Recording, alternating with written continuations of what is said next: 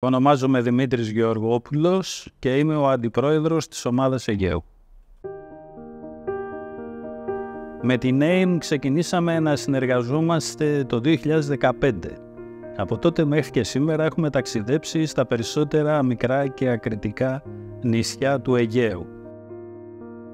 Η υποδοχή στα νησιά είναι μια γιορτή. Σε κάθε νησί, όλο το νησί βρίσκεται στο λιμάνι να υποδεχθεί την ομάδα Αιγαίου. Με καπνογόνα, με κεράσματα, με κρασί, με χορούς, τραγούδια, με αγκαλιές, με λουλούδια.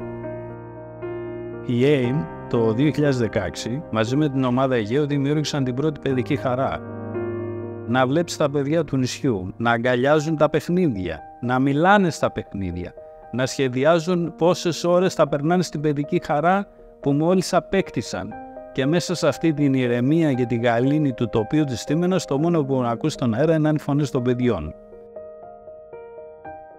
Πραγματικά είναι κάτι που αν το ζήσεις δεν σου φεύγει ποτέ από το μυαλό και από την ψυχή σου. Όμορφο χαμόγελο έρχεται όταν επενδύουμε στην καλοσύνη και την αλληλεγγύη. Όμορφο χαμόγελο είναι κάτι περισσότερο από τα μπροστινά μας δόντια.